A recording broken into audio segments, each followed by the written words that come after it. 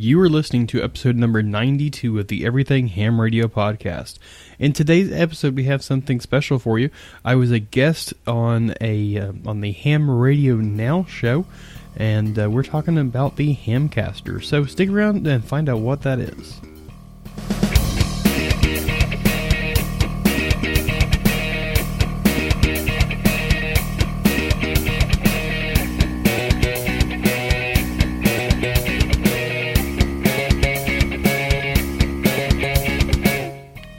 Hey everybody, welcome back to the Everything Ham Radio podcast.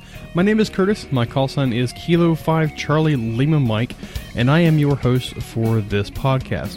Well, this podcast is actually a little something different than what I normally do. This is actually something that I partook in today as I'm recording this. It is the Sunday the 20th, the Sunday before Thanksgiving, and basically what this is I got an email from Gary over at the Ham Radio Now show. Now, for those of y'all that don't know what it is a live ham radio show, and I believe it's weekly. Anyways, he invited myself as well as a bunch of other podcast creators, YouTubers, bloggers in the ham sphere, invited them over to have kind of a round table of what we do, how we do it, and stuff like that. So I was one of the ones that agreed to come on the show, and there was, I believe, 6 or 7 of us on the show, and there's a lot of really good information on it. Sterling was on the show. Bill, NE4RD, was on the show. And also Dan Romanchik, KB16U, as well as a couple others. You can find the show notes of today's episode at everythinghamradio.com/podcast/92. You can find me online at, of course, the main website, Everything Ham Radio. You can find me on Facebook at facebook.com/everythinghamradio for the page, and facebook.com/groups/everythinghamradio for the group. You can find me on YouTube at youtube.com/everythinghamradio and on Twitter at K5CLM. Let's go ahead and get on with the interview that I partook in. So let's go ahead and get with that. This is Ham Radio Now, the most important amateur radio program. Wait a minute. I'm not going to get away with that. Wow. That so didn't work tonight. Ladies and gentlemen, these are the HamCasters. Together, the most important amateur radio programs on the internet. Ta-da! How do we get all everybody here together? Yep. And this is... Magic. Oh, wait a minute. I need to do this one Not first. Not done something yet, but we'll get to it. It's a little bulky. Let me give it another shot. Come on. One more try. Yeah. See, I haven't learned how to do this yet. There we go. All right. And this is Ham Radio Now, episode 370, the HamCasters. This is not every ham who does a show, but this is all I could gather and recruit. We lost somebody already. We lost a picture. Sam. It was Sam, yeah. Sam, where'd you go? He was looking better for a second, then he... I'm right here. Vanished. Oh, he's there. There he is. He's back.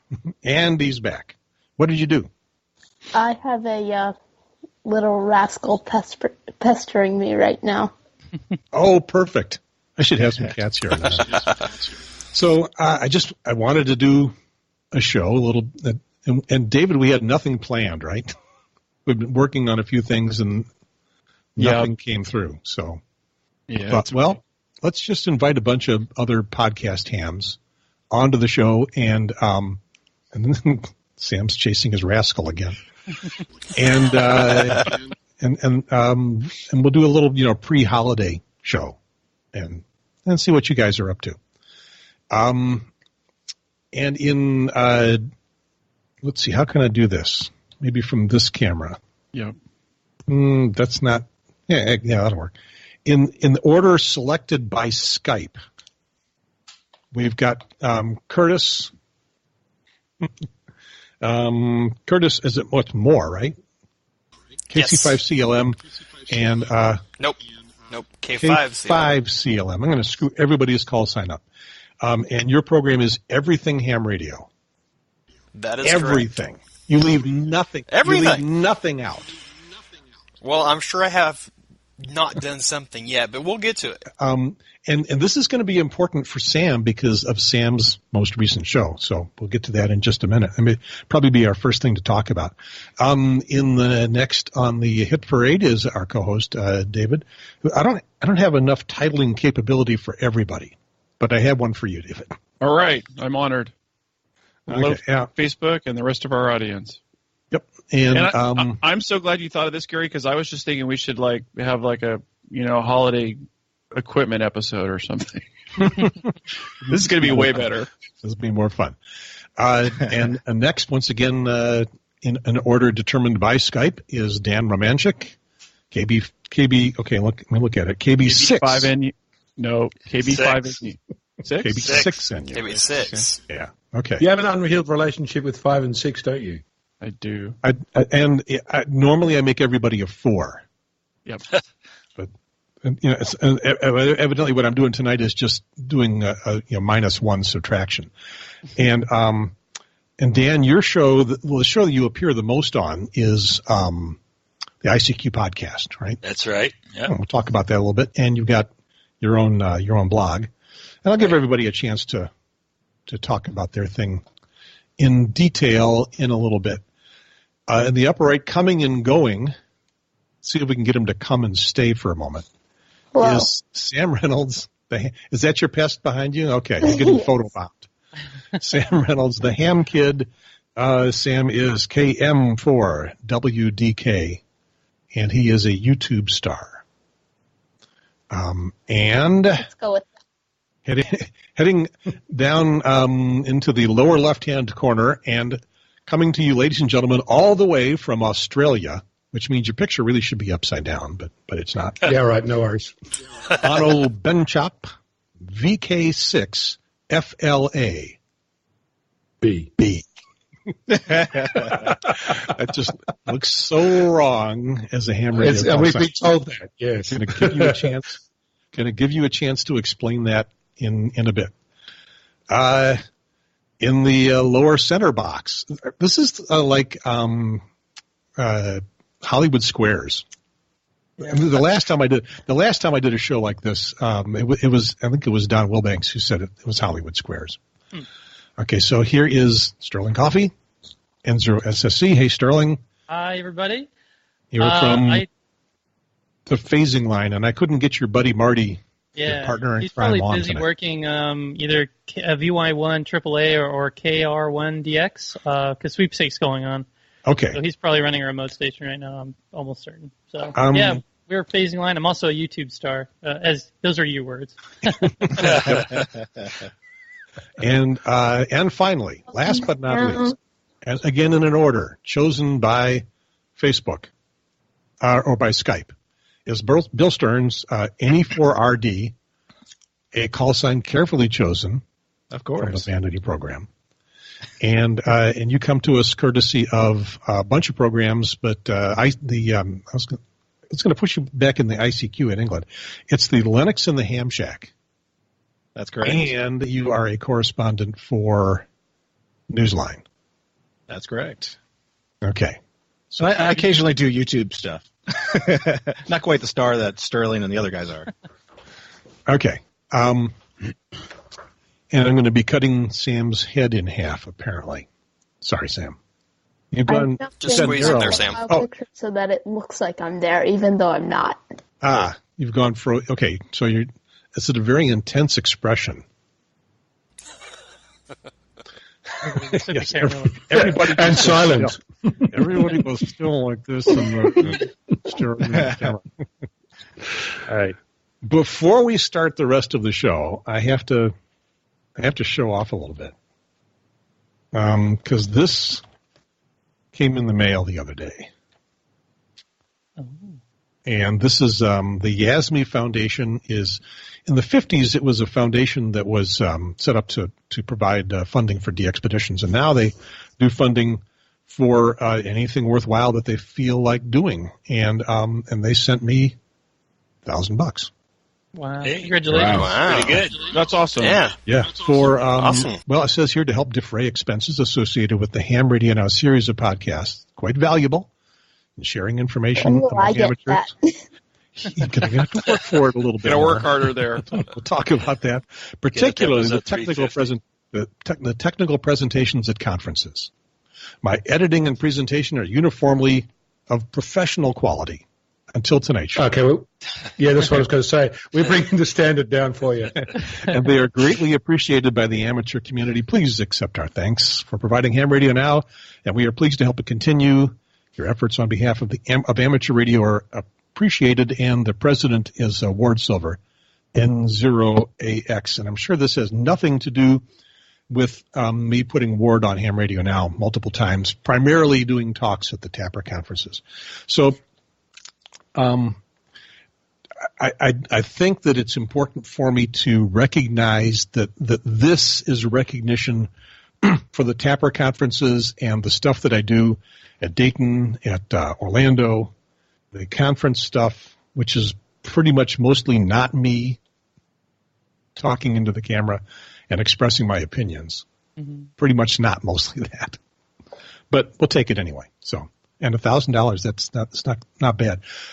They give two sets of awards. An excellence award is, and I don't know what the monetary deal is with the excellence award, but you get this little globe, real pretty globe. I should have their website up here. I don't have it ready yet. And that's not what I got. I'm a tier down. I'm a notch down from the excellence. It's you not got excellence. cash. Yeah, I got the cash. It's the, you're not half bad. We kind of noticed, and and I'm doing my best right now not to make them regret their decision. Sorry. Okay. The other thing I wanted to show was, got this the other night. This is for helping out with Bike MS, local. Well, Bike MSs are all over the country. There's 85 of them, I think.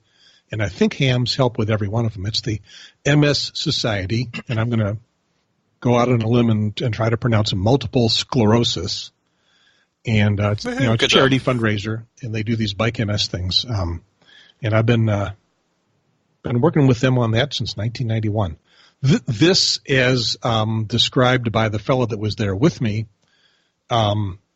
is a participation award. You get this for showing up. And I came to their awards event. And then the last thing I need to show is, well, if you look back here at this camera normally points at the ham shack at the radio. Right now it's pointing back at the roaming gnome. And as you see, I have decorated intensively for the holiday. We haven't got to Thanksgiving yet. Yeah, I know. That's what we were saying at the Concord Christmas parade yesterday. That it's not even Thanksgiving yet? Yep. Yeah. So the reason it's not pointing at the radio is because the radio is off. And the reason the radio is off is I was going to say a substantial portion. It's a critical portion of my dipole, which is lying on the ground right now.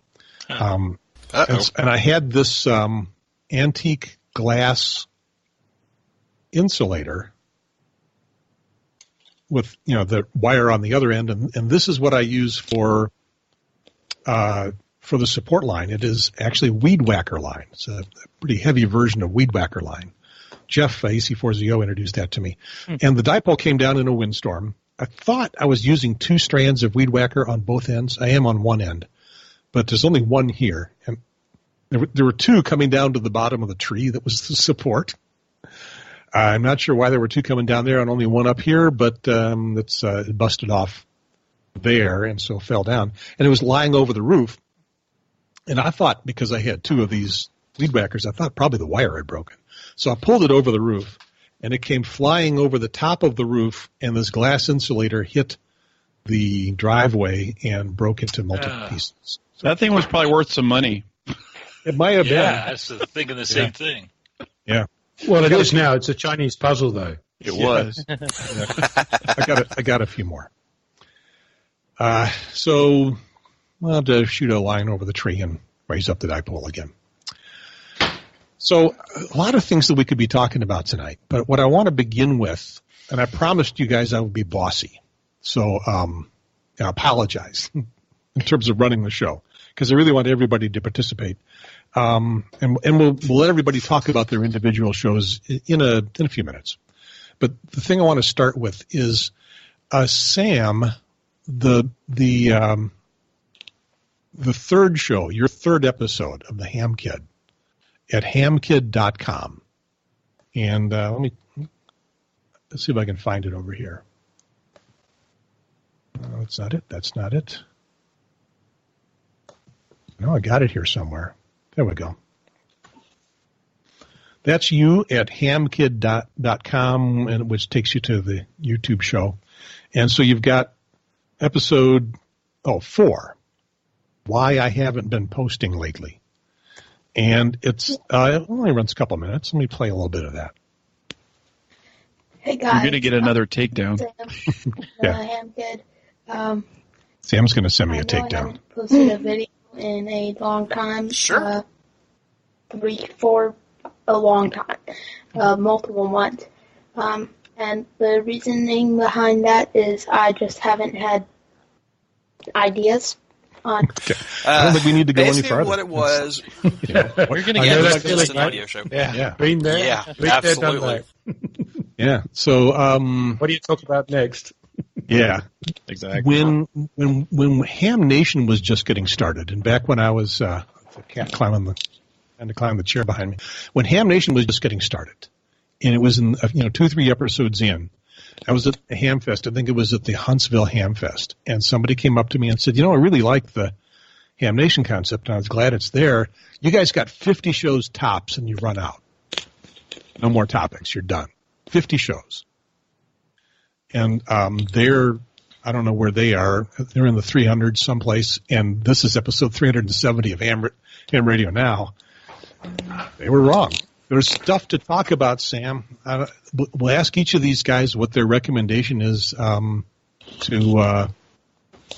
help you out and figure out what kind of topics there might be.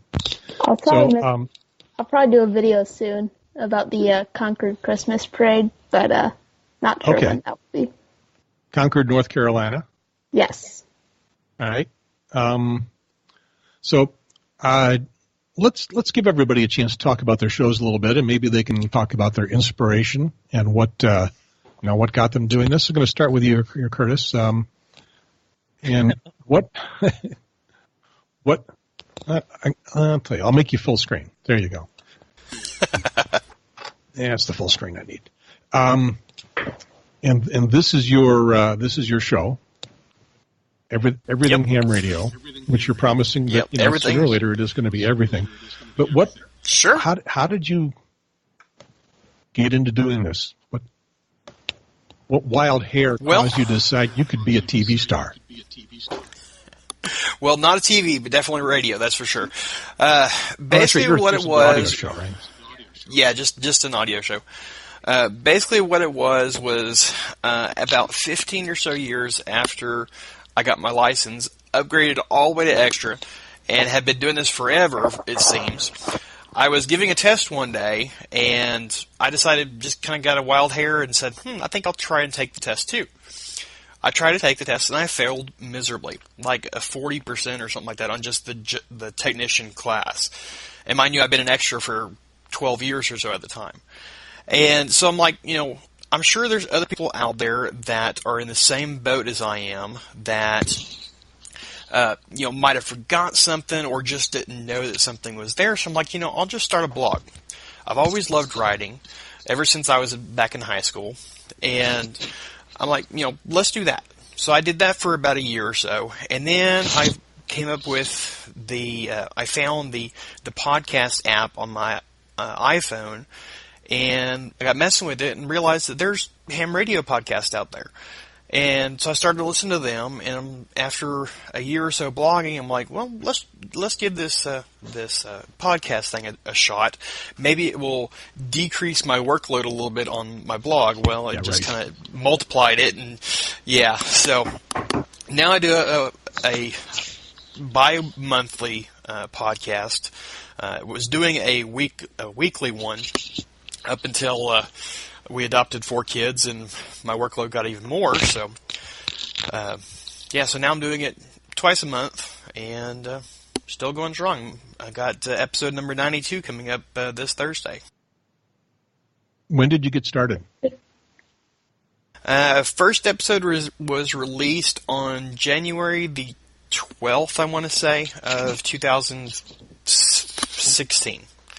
So almost 2 years now. Okay, and let's see, you are episode 91. I can see that.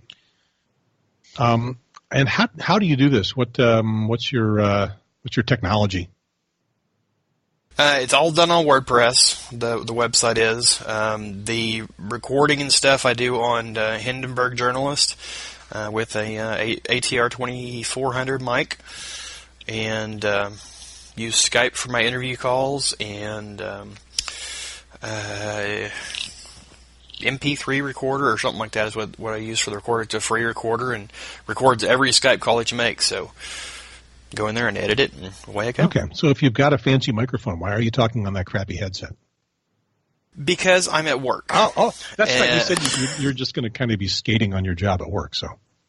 Yeah, pretty much. Well, I'm a 911 dispatcher for the past 12 years or so, and I'm lucky enough to have a nice job and an awesome partner here at work that, knock on wood, on Sundays is relatively not busy.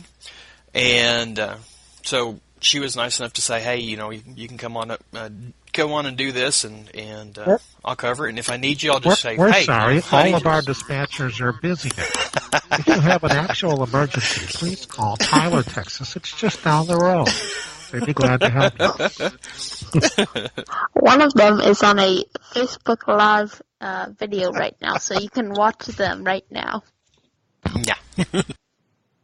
Okay, so you got somebody covering for you. But you may have to run it in a minute if the poop hits the prop, so to speak.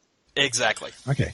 So if I disappear, that's probably why. And so where do you come up with your inspiration for doing programs? Where do you ever feel stuck? Oh, yes. As a matter of fact, I am right now. I mean, I've been my last episode went out a week and a half ago or so, and here I am scrambling for an idea for this Thursday, which I'm going to have to record either tomorrow or the next day. It's always something, I'll come up with 3 or 4 items to talk about for 3 or 4 shows, and then it's nothing. I can't think of anything.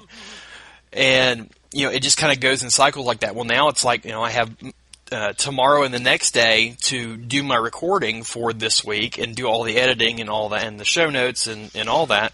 And I have no idea what I'm going to talk about. So I got this strange email from this guy who claims to be a ham radio YouTube star, and he asked me to be on his show. So here's what happened when I went on his show, and then you just grab my audio and you play it. You're all set. There you go. Actually, I'd be glad to forward the audio on to you if you want. Yeah, well, I'm recording it anyway, so. Okay. There we go. So, and then when inspiration does strike, what does it feel like? When does that happen? Like 2:30 in the morning? Sometimes, I work until midnight every shift, and so it's a lot of times it's like when I'm driving home or when I'm driving to work. It's like, okay, well, I can talk about something like that.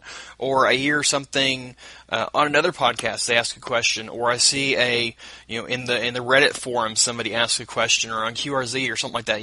Anytime I see somebody asking a question, it's like, okay, well, I can talk about this.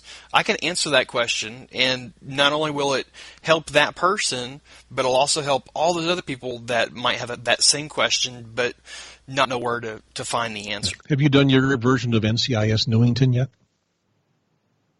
No, that was one of the things that I was going to talk about this episode. Yeah. Because last episode we did our Christmas shopping list, and it was like 2.5 hours of talking about all kinds of stuff that I would love to have on my Christmas wish list, but that ain't going to happen. All right, because I think that everybody can join in on this Newington thing, or the Newington thing. Oh, yeah. NCIS thing. So you guys got any questions you want to ask Curtis? You're all podcasters. You're all good at interviewing and asking questions. What do you want to dig into? Yeah, everything ham radio. At least 2 of y'all have been on my show, so actually 3 of y'all have been on my show. Crickets. Dan's been on there, and Sterling's been on there, and Bill. Yeah, Bill. Thanks. I'm looking down at my list here. I have I have this list here. I'm like, which one is it? Got a few more to go. The guy down there. Yeah, I've got a question. Oh, no, I had a question. I've got a question. Why haven't I been on your show? I think you rang in first. So, have you got an overall plan, an idea of where you want the narrative of your podcast to go to, where you want to, what kind of community you want to have around your podcast, what kind of people you want to inspire or talk to, or what kind of topics you're, over the longer term want to play with? Well, it's like I want to do one that kind of reaches everybody. Everything I hear and all the little, podcast help shows and stuff like that I listen to, it's like, you need a niche down. You need a niche down. And it's like, I don't want a niche down. I want to know everything there is about ham radio. All these different things. And, I try to group them in a way. I'll do I'll try to. I don't succeed very often, but I try to do certain topics per month or certain generalized topics per month where it's kind of like a repetition of stuff or a building on one another. Maybe 1 month I'll do stuff on emergency communications, or 1 month I'll do stuff on de-expeditions and working HF and contesting and stuff like that. And then another month I'll do, stuff like building stuff or, stuff like that. So I try to make them a themed month. It doesn't always happen, but, that's the way it goes. But generally, like my title says, I want to know everything there is about ham radio. And, I like to think that I'm the one-stop shop for anything and everything ham radio. So eventually I will get there. I'm sure I still have at least another 100 or 200 or 300 episodes here, but, eventually I'll get there. Well, ham radio keeps changing, so we'll never end. Dan, did you want to chime in? No, not really. Okay. I've been on Curtis's show, and I think it's great. Okay. Well, there were 2 other tries, so must be Sterling or Bill. Sterling, go ahead. I really love the show, and I really, one of the things I've make sure my mic's on. All right. Really enjoyed is the collaboration between and the friendship between Ham Radio 360 and you guys. I guess because you. What was it? Kale actually sent you the mic, and I actually had one of the ATR 2100. Yeah, they gave it to me for Christmas last year. And I think that friendship was really great, and you've been doing a super job. And it's it's on. I've listened to almost every one of them, but don't take that too lightly, because I have probably every single radio podcast on my Overcast, so I listen to a lot. But it's a I felt honored for a second. That's hard. No, but it's I download almost all of them. It's just a struggle to get through. But yeah, keep it up, and you're doing such a great job. And one thing I really notice in a lot of your shows is you're really balancing life and ham radio podcasts and work and all that stuff, and that has to be a huge challenge. I'm a young adult, and I'm just now kind of figuring out what I'm doing with life, but you've got life figured out, and you have to balance all these things, and listening to it and understanding it, that's a really different perspective, and I value that quite a bit. So. Yeah, when I was younger, it was a whole lot easier. Before I got married, before I had kids, I went from just me to me and my wife 5 years ago. no, 7 years ago now. Whew. Hope my wife doesn't see this. And then my wife and I became foster parents 2 years ago, and we've had 23 kids over the past 2 years. And then this past July, the end of July, we adopted a sibling group of 4 kids, 3 girls and a boy, from 1-year-old to 13-year-old. So it's been very struggling, and working full time on top of that. Thank God I'm able to make it where my wife can stay home to take care of the kids. Because if we had to do daycare and stuff, there would be no way. I thought I was doing well with 5 cats. Bill, did you have something? Oh, no, good. I enjoy the show as well. All right, yeah, so I wanted to break into the interview, or the interview that I was participating in real fast to kind of talk a little bit about one of my sponsors, West Mountain Radio. West Mountain Radio has been awesome to me this past year, and I greatly appreciate it. But it's time a little bit to maybe pass on the stuff to y'all a little bit. I mean, you've had some great things. We've had the power check, we've had the DC to go boxes, we've had the rig runners, all those things that I've been promoting on the show. But now comes Christmas time, and it's time to do some shopping, right? So West Mountain Radio has some specials that are going to be running from November the 24th through December the 31st. A bunch of stuff. If you'd like that power check that we talked about, I believe it was last quarter, you get $40 off. They have the Rig Blaster Plug and Play has $30 off. The Rig Runners, several of them, are $15 off. Some of the Rig Runners are $10 off. There's a whole bunch of them. There's a whole bunch of items that are you get a rebate for if you purchase between November 24th and December 31st. So make sure that you head on over to everythinghamradio.com/WMR. For more information about that, just click on the little rebates banner on the page that comes up, and you'll get all the information on it about that, as well as everything that we've mentioned so far on the podcast. So let's go ahead and get back to the interview. I don't want to make this too long, but I wanted to make sure and talk to y'all about West Mountain Radio. All right, so let's go ahead and get back to the HamCasters. So we will move on to David and see where you got. Now, David, your one and only show is this one. This there it is. This one. That's this the one. Yeah, that's the one. Ham Radio Now. And why the heck did you want to do this show? It's interesting. I have watched a lot of the Twit Network for a long time and listened and followed those folks before the Ham Radio or the Ham Nation show. And I remember being on vacation last year, and you put out the call, and I thought, I could do that. I think that would be fun. Love to do that. And took a little while to get it all together. And I got a list of show ideas. In fact, I've got about half of the new Wirecast studio built out, and hoping by the time we get to Christmas time, I'll be able to actually run a show. I just thought it would be fun. Yeah, I'm actually looking forward to that myself. Yeah, because I'm got things I need to do. I'm running out of time here. You have contributed more than a handful of program topics that we have followed up on. Where do you get your ideas? For the show, it's really I'm very active in the community down here. There's always something going on, and I read a lot of the literature, and I follow a bunch of different internet news topics. And when I see one, I just think, hey, it may work or it may not work, and I send out a bunch of emails, and I hope that someone will respond to me. And I'm always amazed when they do. They're like, oh yeah, we'd love to do that, and I'm like, okay, that's great. All right. Dan, do they make you at the ICQ podcast? Do they make you come up with show topics? No, in fact, Martin Butler, M1MRB, does most of the topics.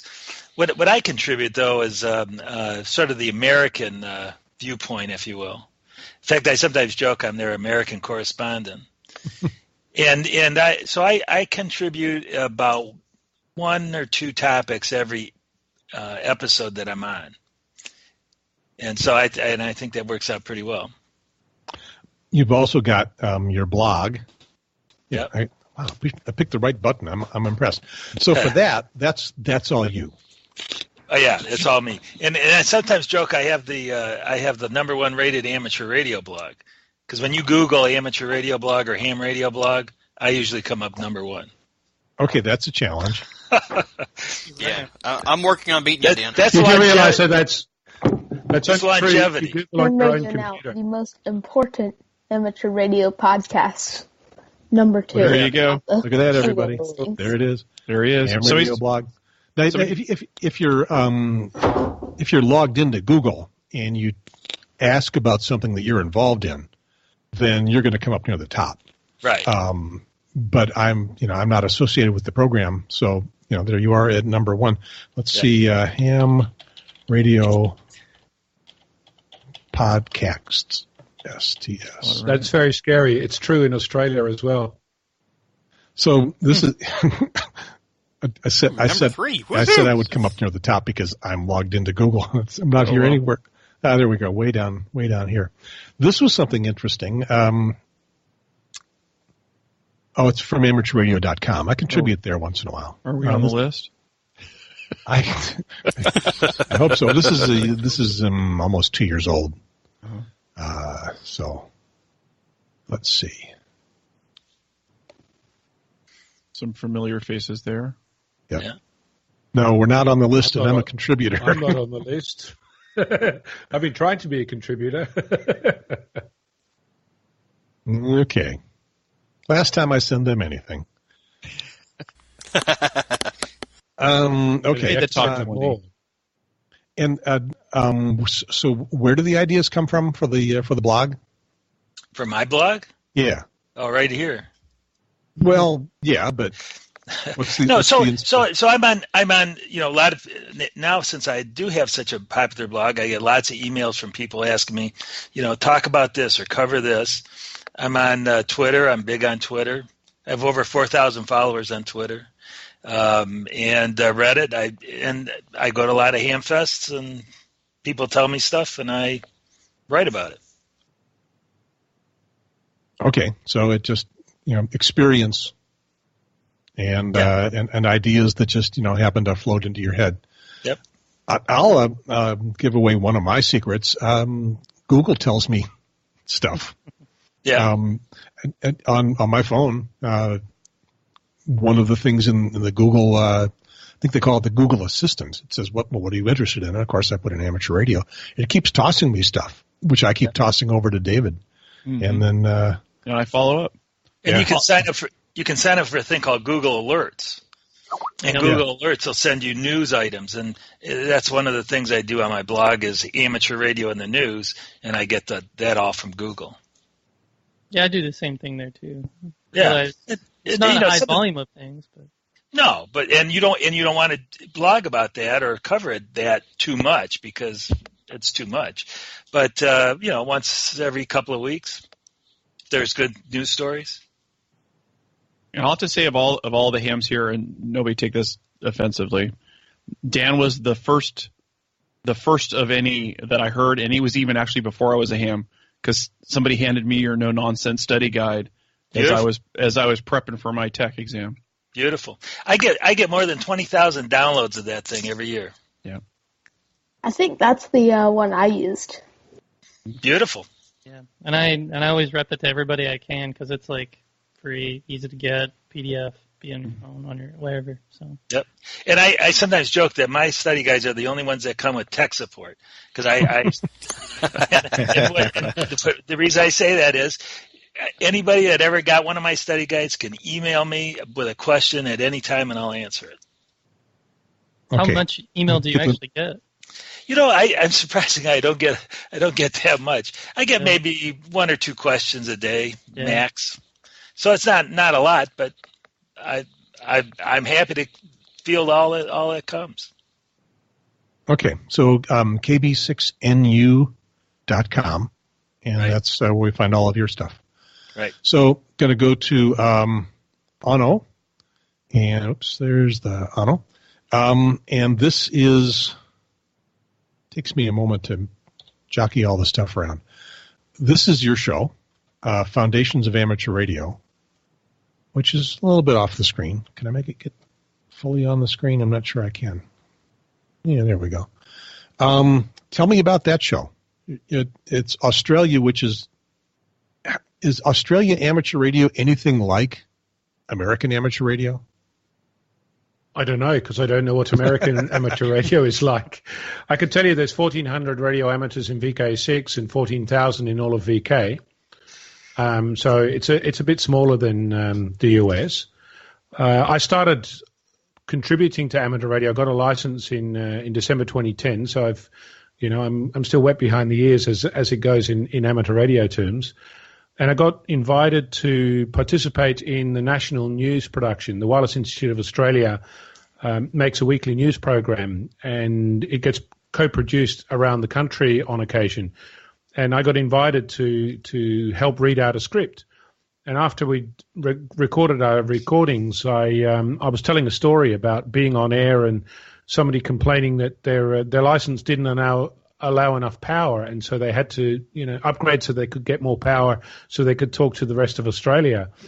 And I was relating that and saying that with my power, my 10 watts in my license, I was speaking to Portland, Oregon from Western Australia the week before that person complained, and that was the very first recording that I made, and it was called What Use is an F-Call. So my license is a foundation license. It's the beginner's license in Australia. And amongst the limitations are you're limited to 10 watts power. And so I started off with, almost reacting to, what's the point of having such a crappy license? And, why should you really, hone in on that? And it became almost reactionary. And it's been reactionary for a little while.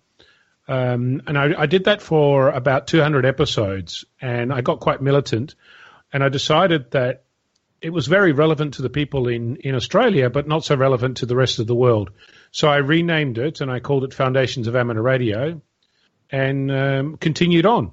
I became a little less militant, and instead started focusing on the things that excite me about amateur radio, and trying to find ways of inspiring people, and trying to find ways of getting people on air and make noise, and actually get on air and do things with amateur radio. And I've had emails from people that are a joy to read. They go from heartbreaking that, they're almost lost to the hobby because they got bullied, and my podcast brought them back. They had something to read and something to learn and something to enjoy, and found a joy in the hobby. And that for me is everything. It's about, why are we here? What is this amazing hobby about? And how do you inspire people to participate? And how do you get them, revved up to try something new? So the name of it, the Foundations, is a bit of a play on the license class that you got, right? Absolutely. It's the Foundation class, which correct. American So hams are there's not three going to license be very familiar with. Right, so there's 3 license classes in Australia. There's the Foundation, which is the basic level license, then there's the standard license, and then there's the advanced license. And each of those license classes have different restrictions, different bands they're allowed on, different modes they're allowed to use. So, for example, the Foundation license is only allowed to use hand-keyed Morse, AM, FM, and single sideband on 4 HF bands and 2 and 70 centimeters. So it's very restricted in the kind of things that it can do. And for many people, they see that restriction as almost like a way to stop them from doing things. And I think it's really a way to find out what you can do within those limitations. We live in this world where the sky's the limit and everything should be possible, and I want everything now. But if you actually have a wall around what's allowed, then you can try and find ways of exploring what's possible and what's not possible. And I think that's how I derive my excitement and how I find new things to talk about. Do you feel constrained to not upgrade? In a reverse kind of way, I do. It's almost like I've dug a hole for myself. So I've got what would happen is people would come up to me and they would find out who I was because they'd heard my podcast or they'd heard my contribution on the news. I'm a co-producer of the weekly news here in VK6. And their very first question would be, when are you going to upgrade? And my reactionary response to that was when I'm ready. And so now it's almost a case of, am I ready or am I not ready? And at the moment, I'm still exploring things that I can do with my foundation license. I'm working on a big project that, in the background is slowly bubbling away. And I think when I pull that off, people will realize that a foundation license can, in fact, do some amazing things. It's not about the license class that you hold. It's about your imagination and about the things that you can achieve with that imagination. The license class is a vehicle to make that happen. So stopping upgrading, I'm not quite sure yet. I did a couple of trial exams and I got enough points to pass, but I haven't actually gone to that step, and I'm not yet at the point where I need that. Yeah, it reminds me a little bit of Christian Kudnick's show, 100 Watts and a Wire. He started out with 100 watts and a wire, which is kind of a fairly typical ham station. That's what this station is. In fact, it's with the finals I had to change in the radio, 85 watts and a wire, and there's just what's left of now it's not even a wire anymore. Left of the wire. And then he put up a beam and an amplifier. So I made fun of him on one show. He doesn't talk to me very much anymore. The call sign VK6FLAB, the F preceding the rest of the suffix, that's the foundation indicator. It is, yeah. Red badge. So it's four. It's my red badge. Yeah. In Australia, the 4-letter suffix is indicative of a foundation call, and the very first letter has to be an F. Well, at the moment anyway. They're debating and arguing because digital modes don't actually have space for 4 letters, and they're having a discussion about whether or not we should be allowed digital modes and, tug your forelock and yes, you can have some extra privileges kind of thing. So they're actually having a debate about, do we upgrade the digital modes to allow extra letters, or do we change the call signs? And nobody's made a decision yet. They're arguing with each other about it. But it's fascinating to actually make a DX contact with somebody, and they say all the right letters, all 4 of them, but not all in the same order or not all at the same time. So you can't actually log it as a call. I remember having a contact with Israel, which is, from my perspective, halfway across the planet. And he had all of the letters there, but no, he couldn't join them together and make it one. And it's not like we invented this yesterday, right? So the foundation call actually happened in 2005. So we've been having this kind of format of call signs for a little while now. You'd think that people had gotten used to it, but not so much yet. The first time I came across it, which was based on your podcast, I'm going, is this guy like a bootlegger? I had the same. Legitimate call. Yeah. And do you also feel constrained to stay in pretty good shape? These guys are getting it. They're still going, I get it. I don't. FLAB. Maybe that's just right. Yeah, sorry. Term. Yeah, no. I got that. It's been a while since I've heard that joke. So my call sign was randomly assigned by the Australian Communications Media Authority, that's the equivalent of the FCC. I actually thought when I got my license that I was going to go straight on to an advanced license, because I got into amateur radio the very first opportunity to learn how to fly a drone, and I'd been told that you can use more power on the Wi-Fi bands with an amateur license. So I said, how do I get an amateur license? And a weekend later I had a call sign, and I didn't really have a whole lot of stock in this call sign, so I just let them randomly assign one, and thought that'll be fine. I'll move on to the next call sign very quickly anyway, and I'll pick a real one, and it stuck. So somebody with a sense of humor, absolutely at the ACMA. If you did upgrade, would you be required to lose that call sign? Yeah, you can't hold a foundation call sign and operate as an advanced station at the same time. I could still operate my foundation call sign as a foundation holder, so I could operate with 10 watts on the bands a foundation license is allowed on, but I couldn't operate on a band I wasn't allowed on as an advanced amateur whilst using my foundation call. So you can have dual licenses in 2 classes at once, sounds Correct. Like. Yeah. Interesting. Okay, any rest of you guys want to dig into Australia? I got a quick question on your call sign there. Do y'all have a vanity program like we do here in the U.S.? Can you have, when you get your advanced, can you have a potentially have a call sign where you just drop the F off? Yes, if it's not taken. That didn't sound good. I get what you're saying. There are two-letter call signs. There's not one-letter call sign. So there is no such format as VK6F. That doesn't exist. There's a scientific call sign that could fall under that, but you can't use it on the amateur bands. And then there's two-letter call signs for advanced and three-letter call signs for standard, very roughly speaking. And, if it's available, you can have it. It's not an actual program to pre-allocate. And it has to be in the call area that you are actually registered in. So you could become VK, wait a minute, 6 LAB6, for example. Yes, and one of my friends actually had that call sign for a little while, and I got to tell you, everybody got very confused because they were wondering if it was me. So is it automatic if you had if you take the next level? Do they just drop the F, or you keep that and then you get assigned another random? Yeah, you get another call sign. You can either apply or get a random one assigned. Yeah. Any of you guys ever have a novice license besides me? Oh, I did, sure. Nope. Okay. No. I took the novice test, but I took the novice test and the technician test when I took my license, but I had just the no-code tech is what I started at. Okay, Dan, what was your original call? It was WN8KTZ. Okay, and I was WN9NSO, and then when I got my general, that changed the N to an A. So the N was our scarlet letter. Yep. And the N is the letter that everybody shoots for around here. Yep.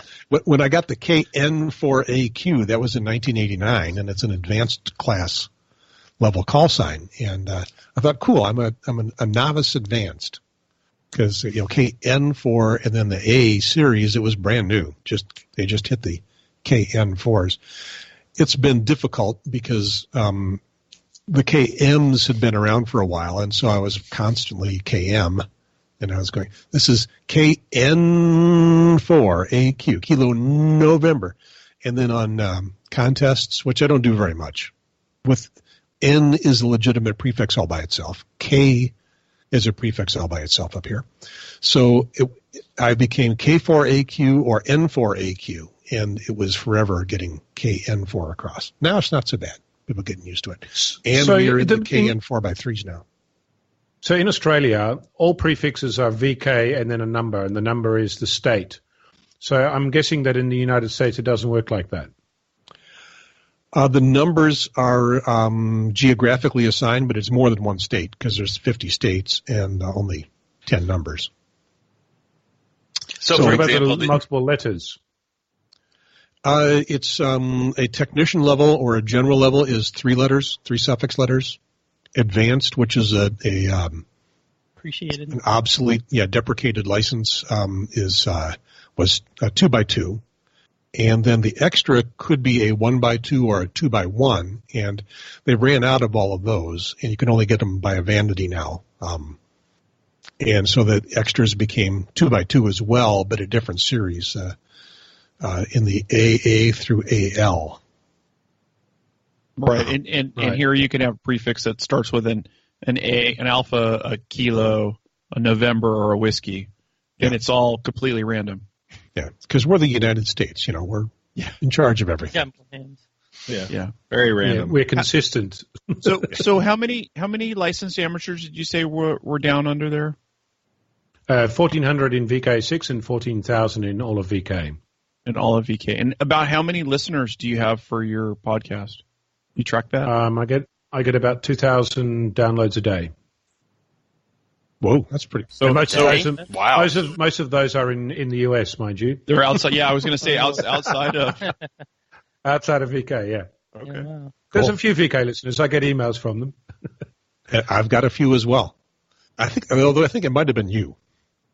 I'm not sure. I get a few, and I've got one. Sorry, Sam. Nice. Go ahead. I have 400 or 500 total views. You got to start somewhere. Yep. I was there before. You have to remember I'm up to episode 300 and mumble, so and they're all up. So people keep going back to old ones. I look at an old random episode, and it's got the most hits of all of the episodes ever downloaded. It's like, why? Oh yeah, I have some weird videos like what? that. Yeah. So I Sam, really good. Sam's 5 got months, 78 subscribers, and your shows are your Belfung episode is your biggest at 437 views. And 133 for public service, and your I don't know what to do with this show is only a week old and sitting at 31. So my Bay of Thing video on my YouTube channel also got the most views, just because it's like super popular. So. Yeah. Right, so I'll be making a show about Bay of Things then. Right. Let me write that down. Oh, you want to know how I got my ideas? This is how I do that. I wonder if they Will It Blend episode with a Baofeng. There you go. We could do that. Why don't we do that now? Who's got a blender?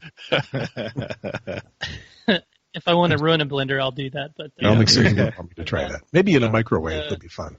These like $10 Bay of Things that you have to program with a cable, and one of them isn't programming, so I might as well blend it. Yeah. All right, y'all, so we're coming up on an hour. Yeah, coming up on an hour into this thing. I hope that you're enjoying it. I really enjoyed doing the interview with everybody. But we're going to take another quick break, and we're going to hear from Dan with the No Nonsense Study Guides. Hi, this is Dan, KB6NU, author of the No Nonsense Amateur Radio License Study Guides. My study guides have helped thousands get their license or upgrade to general class or extra class, and they can help you too. What makes them unique is my no-nonsense style. I don't bamboozle you with a lot of text. Instead, I give you just what you need to know in a simple, straightforward way that's designed to help you pass the test. One reader even told me, your study guide explained in a couple of paragraphs topics that the license manual needed a couple of pages to cover. Another wrote, the clarity and simplicity of your descriptions blew the license manual away. My study guides are available in paperback, in a variety of ebook formats, and even as audiobooks. Get your copy today. Go to kb6nu.com/ETHR for more info. Thanks. Okay, Sterling, you are we up. Can program it on with the cable. Oh yeah. Yeah. We're going to skip you, Sam, for the moment because we're kind of aiming at giving you ideas here, although that's kind of sort of in the background there. Sterling, you've told your story 1,000,000 times. Okay, this will be 1,000,001. And it'll be a different story than the last time. So I have a lot of things going on, and I've never settled down. I've never settled for anything. And I'm kind of like Curtis. Like I can't find a niche. I just do everything: contesting, satellites, DXing, and going to like HamFest and stuff. And I think my latest shtick has been podcasting. And while I'm trying to kind of figure out more ideas, kind of like Sam, about what to do with my YouTube channel, because I really like making videos. So let's go back to 2007. That's when I got my license, just after they got rid of the CW or CW requirement. I won't go into the story about how I got a license. I think you can find a million videos and a million podcasts of that. But so I started a YouTube channel just because I was watching lots and lots of YouTube. Lots of gamers were streaming their games, playing video games, and I was like, I think of ham radio like a video game, so maybe I'll make some videos about that. And so I did, and it's not super popular. Like K7AGE was my inspiration to do some videos.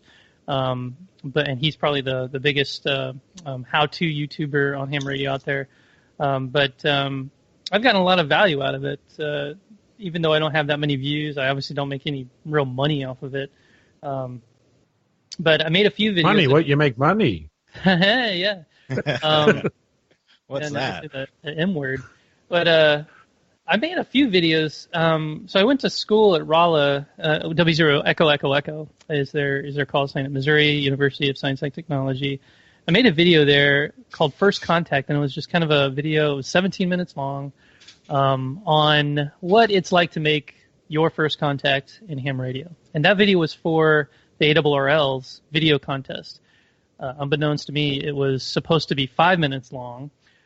So I was out of the running, but the people who were running it said your video was really good. We're going to give you honorable mentions and all that. But it turns out it's always been my most popular video, 55 or 60,000 views. And I don't really know why. It's nerdy, blunder years me, without a beard, walking in to the Double E building on campus. That shot took us about 35 takes to get the script right. And beyond that, it was just kind of like a continual train of consciousness, going from shot to shot, and that's kind of when I started realizing, wow, I'm kind of good at this video thing. First Contact is your third most popular video. Oh yeah, 51,000. Then you have the Bayo thing, and then the PR40. Anything that has gear that everybody wants to hear about, it's always going to be the top videos. And the next best ones are going to be like how-to and satellites and things like that. So, and I guess my overarching mission is, like, I realize I'm the only young person like out here doing this, or I'm at least one of a few. So I guess I had a lot of leverage, not really leverage, but a lot of opportunity to kind of stick my feet into a whole new market. Now, it hasn't really worked out that way. There's no market because of young hams, because there are very, very few young hams out there. But what I found, in fact, just yesterday, I was down at Sweepstakes, the ARRL Sweepstakes contest, and I met a freshman there at the University of Missouri at Rolla, or Missouri S&T is the correct name. He apparently watched one of my videos, I think it was the First Contact video, and realized, oh my gosh, that's at this university. Where I recorded it, and that basically inspired him to go to the club, get a license, and do all that. And he was there running stations and getting interested into the hobby. And I was just like, I was crazy. And I think he even got that on video. So I'll be making another video of the sweepstakes. Zero Echo Echo Echo Kilo Zulu 2 Whiskey 73. 73. QRZ, Whiskey Zero, Echo, Echo, Echo, calling CQ for a school club roundup. November 2, Whiskey Golf. Yeah, that brings back memories. I should have got a better haircut when I did that. We all have embarrassing pictures of our youth. Yours is just a little closer to today. Yeah. So there's YouTube. Fast forward a little bit to, I think, 2010. I was still in high school, or 2009. I had a friend, Jacob Keogh and Joe Andrews, KD0NVX and KD0LOS. They were both a little bit younger than me, and we decided to start a podcast because at that time podcasts were getting super popular. So we started the Youth and Ham Radio podcast, or YARP. I think we got to about 10 episodes. Jerry, KD0BIK, he runs the Practical Amateur Radio podcast, PARP. So PARP, YARP makes sense. He was hosting it. But after about 20 or so episodes, we got busy, high school. Some of us graduated. Some of us were just like struggling to get through classes, so it just kind of went by the wayside. I'll also shout out to Matt Chambers. I forget his call sign. I think it might be NR0Q now. So we had that podcast. That kind of fuzzed away, and then we went all the way. I did a few YouTube videos here and there, all the way to now, where I was like, I want to get back into this. So Marty. Everybody knows Marty. He's a good friend of mine, and he's actually reached out to me through YouTube about, like, he's watched my videos. It kept him inspired, kept him up to snuff. And I was like, holy cow, the Young Ham of the Year is coming out to me. And this was before that. But I knew him from contesting fame, and he was like a real big name in contesting, and everybody knew him. So I was like, man, I got to get this guy. We got to get ourselves together in one place so we can, like, battle it out on, our debates and just talk. And at the time, I'd been listening to a lot of 2 dudes and a mic kind of podcasts, the ones that are getting like super popular, or 3 dudes or 4 dudes, or women as well. And I thought, there's no podcasters, or there's very few podcasts that are just kind of a general interest, no topic, just general, shoot the breeze kind of thing. So that was my idea. But with the kind of background that this is 2 young people. I'm 25, he's 15 or 16 at this point. 2 young people talking about ham radio. And the idea is maybe this will help inspire a couple more young people to get into the hobby, as well as the older generation to see that there is interest, and give younger people some resources like, hey, there's this podcast, some young guys. That's TWO, young people, not TOO. Yeah. Exactly. But yeah, so, and I even tried to do another one called the noisy key, as opposed to a silent key, which is kind of a morbid naming thing, but a noisy key meaning like a person who's loud in ham radio. We got like 4 people involved, me, Marty, 2 other guys, Jacob, but we couldn't get it to the point where we could get everybody in one place. But we wanted to do a youth roundtable similar to ICQ, but with just 4 young people. So I'm still kind of brewing that up. If anybody is listening to this and wants to get on a podcast called The Noise Key, if you're young and want to chat about what you do in ham radio, in general, nothing specific. I'm thinking about starting that. So that was the trouble in getting that to gel, timing, interest level, or topics. It was really about. Timing and interest. We had our podcast going on between Marty and I, and then we had Jacob, who's finishing high school, and I think let me remember his name. He's on my Snapchat. KD. Who's the Hiram Percy Maxim Award winner? Remind me real quick. He's gonna hate me for this. Yeah, I can't help you. Sorry. Oh. He was a young ham that's always on W5KUBs. But that happens to me all the time. I know. I guess I'm getting older, and I'm yeah. That's why I give myself a cheat sheets. Oh, I started writing these down too. So, it's Chris Bro. Chris KD0. Now I'm going to forget his call. Or KD8. This whole episode is going to be me trying to remember names. Anyway, Chris Bro. I'm sure you can put in the notes or something that him. He was also into this idea, but he was also really busy with school and stuff. So that's kind of the common denominator of young people. Is there's so much going on. Young people on ham radio. I've even reached out to the ARRL scholarship winners. Every year, the ARRL puts out a big spread of all the scholarship winners, and I'll go to QRZ, see if they have an active profile, send an email saying, "Hey, are you interested in like podcasting or getting an interview and all that stuff?" And I've had a few replies. We interviewed Emma on one episode of Phasing Line, and we did a video on the Oshkosh Air Venture. Her call is KC9YGJ, and that's episode 8. I have that up on my screen, so I know what I'm talking about now. So, and we don't have any schedule. We just kind of like say, "Hey, Marty, want to do an episode?" Sure.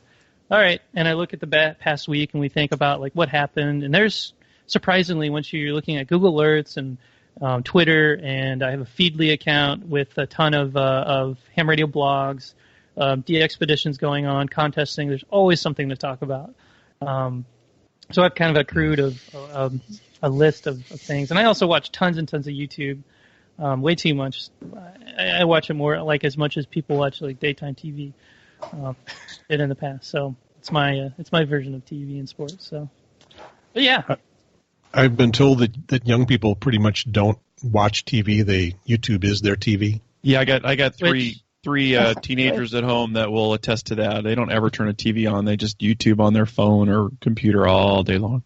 Yeah, when I was growing up, I watched a lot of Twitch, like people playing video games, and a lot of other older people were like, "You're just watching people play video games? Why don't you just play them yourself?" Well, there's a special kind of person. I can't afford them, and I don't have a good enough computer. Yeah, and I don't want to spend the time like churning my character to be level 99 so I can do this funny stuff that they do on screen. So it's a way to live out their life. Casey Neistat's a perfect example. Why he's so popular on YouTube is because everyone who watches him is living through his like eyes vicariously, and he does a really good job of doing that. So my video on the eclipse, I kind of took his style, and I actually got called out for going Casey Neistat using that kind of music genre, and split fades and keeping things really short and concise, and cutting myself off before it gets too long-winded. Things like little techniques like that. So hopefully you can see more. We'll see more of that on my channel. Yeah, I was gonna look at your channel and see where that was. I had it sorted by most popular. Let's go for newest. Oh my gosh! So that last video, Airy Ham's Nightmare. It's just 7 seconds. Some of my colleagues are some of the guys down at Rolla made a Ballon, but 7 seconds. We can play that. Yeah, Out for Joe Haas, baby. I uploaded that. I have never done that before. At least you put it on there because I've done it before where it's still sitting on the bench. Yeah, I knew it was our saving grace that they didn't solder it yet. So, but I've been through the solder point. It's all done. I've done it too. Everybody's done it. And I posted that to YouTube and I crossed it to Reddit. It's already got 1,000 views, and I'm like, whoa, man! I need to make more 7-second. But it's sometimes things go viral even in the ham radio world, and 1,000 views I'd say that's pretty viral for him. Yeah, for ham radio, yeah, absolutely. Viral enough. Yeah, not every one of my programs reaches that. Most of them do. All right. Oh, you got Ward on there for some reason. Yeah, he came down to Rolla to do a presentation on impedance matching, and they live streamed it, and I just rehosted on YouTube. And then my solar eclipse QSO party, the one down on the lower right, that I put a lot of effort into. I thought it was really good, but it's only got 100 views, 183 views. So pick up a couple more. Yeah, here we go. Oh, sorry about the music, guys who like to stream this onto repeaters and stuff. Just do what the Newsline does and do a 4-second tone or something. Yeah. But it's it goes through this intro advance a session, little bit. and I start looking at the sun. In between all of that, I do some operation. Roger, you are also 5555 into Echo Mike 57 Juliet Lima. Roger. So did you operate during the actual eclipse, or did you spend your 2.5 minutes of awe? Here's where the actual eclipse is, and we all went out and looked, and I obviously have a camera in my hand. But I did have Whisper running in the background, just beaconing and receiving. So it was all for HamSci. HamSci is the science initiative. They actually produced a video of all the spots. I don't know if you can pull it. It might be hard to find. But all of these spots through WhisperNet, PSK Reporter, Reverse Beacon Network, DX Cluster, as the eclipse was passing over, and there's a really cool visualization of what band was active at what time. So yeah, I'll wait till I get those guys on the show. Yeah, they'd love to. Yeah, watch this video more. I need to validate myself that putting all that effort into it is worthwhile. Yeah. We did an eclipse episode, I believe, David. We did do an eclipse episode. We had somebody on that, right? I think there was somebody with us. Jeff and Cindy. Right. All right. So does anybody want to dig in on Sterling? This youth. Stop ripping off on Marty's digging in on you in the chat room. Oh, no. Marty had a chance to be on the show. I've got a question for you. Yeah. A lot of radio amateurs, as you have very kindly pointed out, are not young people. And promoting to young people is a recurring theme here in Australia. And there seems to be this magic pickle, we can appeal to young people phenomenon. And the general answer is, we just go to the Scouts and that's how we pick up young people. And I got to tell you that it's just not working. It's you go to a field day and you got a bunch of old crusty blokes standing, around a Radio Shack, and it's just not interesting. So, have you found another way to appeal to a broader audience? And I'm not necessarily saying young people as a class. I mean, it's the same is true for women. We don't appeal to women, and it's not because women don't want to be in the hobby. It's because we're not exciting. It's very exclusionary. Is what it looks like. So how do you do that? Well, I guess I'm weird because I went to that field day, and the club, I'll use it as an example, the WA0FYA Washington Missouri Zero Beaters did a field day. And I went down there kind of worried and scared, I don't know anybody. I've been on the repeater a few times and checked in onto a few nets. But I had a person come up to me and say, "Hey, have you ever been on the HF before? We're doing a field day and we're hitting stations from California, Oregon, Canada, all over the place. You want to come check it out?" And I was like, "Oh, that sounds really cool." So I go over there and I listen for a while. They have a speaker set up and a pair of headsets, and put on a headset.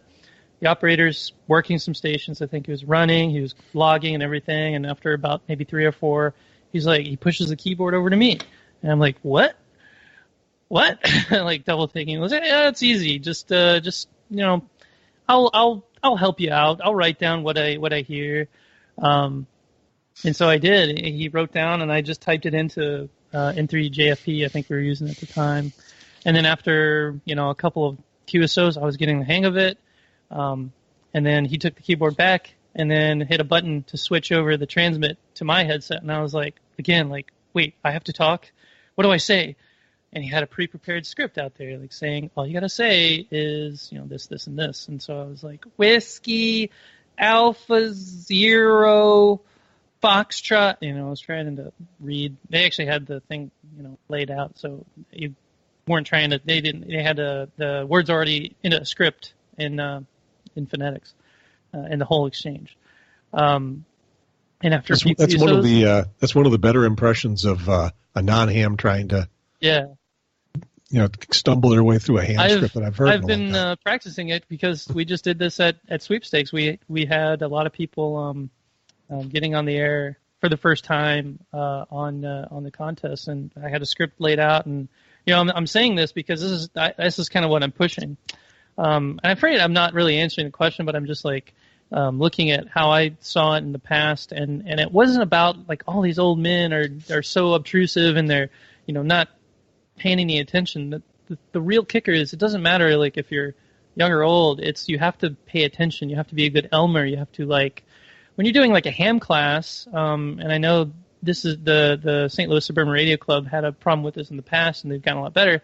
Is that people come to your class, young people, but they won't stay with them. They won't stick with it. They won't assign, basically, not officially, but just assign an Elmer or mentor to stick to that person and make sure that they follow through with like testing and studying and provide them with the avenue to actually get on the air because, as a new ham, you're not going to go out and buy BFing and HF radio and all this and that. So that actually getting people involved, getting young people involved and showing like it's actually a lot of fun and it's exhilarating to make a contact with some random island in the middle of the Pacific Ocean. It is a real challenge to try to bundle those feelings up and then try to explain it to a person. The better way to do it is to show it, and I guess that's why I try to do it on YouTube. I think my take on getting young people involved, and I teach a lot of classes, right, is I don't think there's anything you can do in particular to get kids interested. You can make it available, and as you say, be available as an Elmer. And I tell everybody that's ever taken my class to consider me their Elmer and ask me questions, send me emails, do whatever. I'll do whatever it takes to get them on the air. But I don't think doing things specifically for youth is going to do anything. You have to have an interest in the topic to begin with. A lot of people are gonna hate me on this, but for the past 5 years, everybody's been about digital modes. Digital modes are going to bring in all the kids. Get a computer in front of them, and they'll be on it like wildfire. But that's not entirely true because there's still this ether, this confusing. It's still weird. It's not like the end-all, say-all, end-all, or end-all, be-all. Digital radio is not going to suddenly bring young people to the hobby. Exposure is. Exposure on these avenues like YouTube, podcasting, Twitch, classes, scouts, all that stuff. That's what's going to be bringing the core young hobby, as well as, into my next point, the software engineering, the techie, nerdy side of things, computer science, that sort of stuff. And hackathons, that sort of thing. Makerspaces. ARRL has been doing a pretty good job of getting their banners up in makerspaces and showing, for example, I don't know, you can make your drone go farther with a ham radio license, and that's been super successful in getting licensees.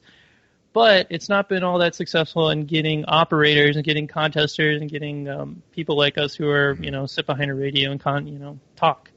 Ham radio is really turning into a tool for experimentation, for longer range radio, for data communication. Faraday RF, for example, is one thing I'm kind of working on, kind of not. I'm just mostly talking about it. It's a digital data radio, and its point is to educate hams and people about how digital radio works, how you send packets from one place to another at a very, very, very simple level from the hardware up. So, that's where we can see young people, I think. So, when you first got introduced to it, and you were struggling your way through that script, were you hooked at that point? I was hooked when I realized it was 3 a.m. I was running stations. The time just flew by. Like I really, every single state I worked was just like, holy cow, I just contacted Maine. Holy cow, I just contacted this and that. And then I was playing a game with myself. I had a list of all the states I contacted. I was like, man, can I get Hawaii? And then all of a sudden I hear Hawaii and I tune them in and I worked them. And I was like, I literally screamed, I got Hawaii! Were you starting to understand what was really happening, or was it all just still a mystery? It was a huge mystery. I don't know what was going on. It was not until I went home and investigated, like, how is this working? Like, how am I communicating with this wire strung out in a tree that I literally saw somebody put up, like, 30 minutes before I got on the radio. So I was going to ask what happened next. I got an extra.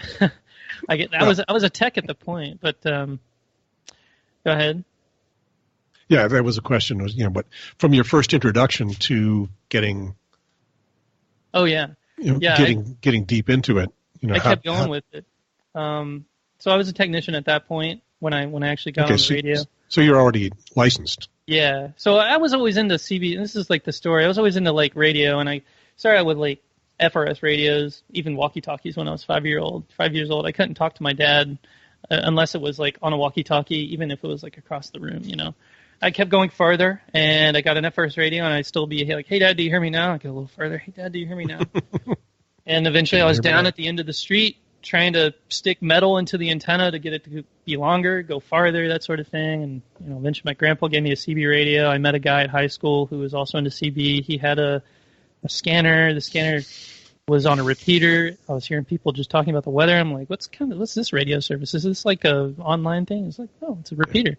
You could have been on the Verizon commercial. Can you hear me now? Exactly. So after the field day, I got my extra. It took a lot of studying, and I was in high school. I did a report or an essay contest, and I talked about ham radio's use or effectivity in the Haiti earthquake, and I won a trip to D.C. for 7 days. And then I got on as the ARRL youth editor for a while, too, so I wrote a lot of articles for their website. And I was hoping, like, dang, I would get a lot of email and I would help a lot of people like Dan was talking about earlier, but really I would probably get one email every couple months with just, like, how do I get young people into ham radio? And I'd start this whole conversation all over again. Yeah. That is sort of a window into the power or lack thereof of the ARRL's ability to project to the youth community. Because if you were being their youth editor and being on the website and all that stuff and not hearing from very many people, you kind of wonder how well it was getting out there. Yeah, it was getting out to the people who wanted to know how to get young people involved. But, at least it was like, at least they had a button that labeled youth. If you clicked another button and another one, like it was buried. And I think it's a little bit better, and there's a couple places to go. But since then, the youth editor position has been removed. I think the editor at the time left the company, left the ARRL, so they had a staffing issue. They didn't have enough people to do it, so they removed the youth editor, youth column, rather. I don't know if the youth editor is still like a thing on their books or whatever, but they also removed the Amateur, which was a blog type thing. Another, yet another blog that was. I remember that. That was fun to read. Yeah, it was and it was another one of those. Yeah, another one of those. Sorry. I'm not an expert, and I don't pretend to be. All right, so Bill Stearns, NE4RD. The bad news is, we've been going for an hour and a half, and the audience is gone. Sorry. It's dwindling, but we're still at 9, though. You know, and that's another issue, actually, I think, with podcasts. I think most podcasts go way too long. Yeah. What's up with that? It goes for 4 minutes tops. Yeah, props to him props to you for keeping it under 4 minutes. Like, makes it really listenable. And really churnable too, like a Netflix. You can just keep going and going and going. You got 300. You're going to be listening to Foundations of Amateur Radio till the sun comes up, and that's how I found myself. Well, it's going to be content based because I don't want to hear from people who say they don't have time and then go park themselves in front of Netflix and go through the entire Stranger Things in one night. I don't want to hear you don't have time. Well, that's different. You got to really retain their attention. It's hard. Yeah, it is. I was going to say this radio to that level. I was going to say this isn't Stranger Things, but maybe it is. I don't know. It's pretty strange. Strange. I've already done an episode called Stranger Hands. We should get amateur radio to the point where it is actually on Netflix like that, so you can actually, binge watch amateur radio. You can binge watch it on YouTube. It's probably as close as we're going to get. And I've done an episode called Stranger Hands. So, okay. So Bill, you are also not responsible for coming up with the topics of the shows that you're in, right? No, I actually come up with most of the topics for. Yeah. Let's find out how. Well, normally it comes to recording day, which is normally Monday. And so I wake up Monday morning and I go in and look at our notepad and I say, okay, is there anything that we're going to talk about tonight? And normally it's empty or it's got like one or two things in it. So then I go and I search out the most relevant current items that we can throw in for our, we do like a 3-segment show that has amateur radio as the first segment, open source as the second segment, and then we talk specifically about Linux and the Ham Shack. And that's generally how it all comes together. We get that together, then Cheryl comes in, throws in a recipe. Russ goes and finds some music to throw in the intermission while we all refill our drinks. Yeah, you guys play a song. Nobody else does. I do that if there happens to be, something, some piece of music that is part of whatever we're doing, but I don't. Yeah, we generally look for song. Yeah, we generally look for some Creative Commons music that we can put on there to stay with the the open source theme of the program, and not get a takedown. Yeah, not get a takedown. We have put some licensed material on there before, and it hasn't been a problem because we've gotten permission from the author to put it up there and stuff like that. But yeah, it's it all comes together. I'm just like them. I use Reddit. I use Google to find inspiration of what the topics are. Generally, I don't use other podcasts to use the information just because it's probably dated by the time we get ours edited to go out. We do live stream when we put it out, but generally it can be like a week or two before it actually goes out. So I try not to have something that's been rehashed so many times and stuff like that in the program. But we've been going on. I started with Linux and the Ham Shack about 2 years ago, about a little over a year and a half ago, before Dayton 2016. And the program's been going on since 2008. So we just finished up our 9th year here with the episode 200. We brought in the originator of the show, Richard, and some co-hosts that were on the show before that. And it was a pretty fun show. And we're looking forward. We're on a break right now, taking a definite needed break of putting together content. We're going to kind of retool the format a little bit and restart recording again in January, on January 8th. So the guy that started the show initially handed it off? Yeah, I believe Richard started the show. Yeah, he started the show, and he's had some other shows like Resonant Frequency and stuff like that over the years. Russ joined early on, first or second episode, and he's been with it ever since. So he's more of a co-creator, if you want to call it that. So I mean, Russ has been around for the whole thing, and he continues to drive the program, and he's been churning through co-hosts. So I'm co-host number 4 or 5 or whatever. So we'll see how long I last. All right. So David, there's precedent. in case you end up with the whole thing. Yeah, you could be next. Yeah, I'm working towards it. Yeah. I know that's the plan. It's so how do you decide whether I'm or not going not to to totally take a go. break? I'm What's sorry? that? How do you decide whether or not to take a break or how to take a break? I mean, Foundations of Amateur Radio is every week. We broadcast the news every week. You know, I've just been on a month holiday for the first time in 5 years, but the show still went to air. How do you decide if you actually take a break or pre-produce and pre-roll? I thought you were telling us that you needed to go to the bathroom. No, we basically. Oh, somebody dropped off. Yeah, that's same. Yeah, we basically decide. Our show isn't really a news program, so we don't offer current news based upon just being talking about current news. We're not a news program. There are other amateur radio programs that do that. We bring up topics of interest to us. So if the news item interests us and we have an interesting take on it, or maybe an opinion about it, or some other relevant piece of the news item, that's why it gets in the program. If we have no interest on it, it's quite obvious and it just dies on the vine. It's like, I'll read the short blurb and nobody has a comment. It's like, okay, well, I shouldn't have included this one. Let me just throw this out. We'll just keep on moving. Bueller. Yeah, exactly. Bueller. It's not useful for us to provide information that we don't care about. So generally we try to find stuff that at least interests us. It could be just something that we're interested in the hobby and doing. We talk a lot about, doing the satellite stuff. We talked about, the Satnogs and all these other guys that are doing really interesting stuff with SDR and the HackRF guys and stuff like that. It interests us. We don't necessarily do it, but we're glad to talk about it and glad to bring those guys on the show and to talk about their efforts in amateur radio and what they're doing. And it helps if they're doing something more open source like HackRF and stuff like that, where they have open source platforms that they're building, the open source hardware, the software is open source. And that's basically the whole format and mantra of the show is to promote using free and open source software in the Ham Shack. So you guys do guests, and Dan, you guys do guests on ICQ. No, not really. I mean, they do it in sometimes in the feature section, but not on most of it's the roundtable. Okay, so and that program is kind of cobbled together from. It's not in real time, right?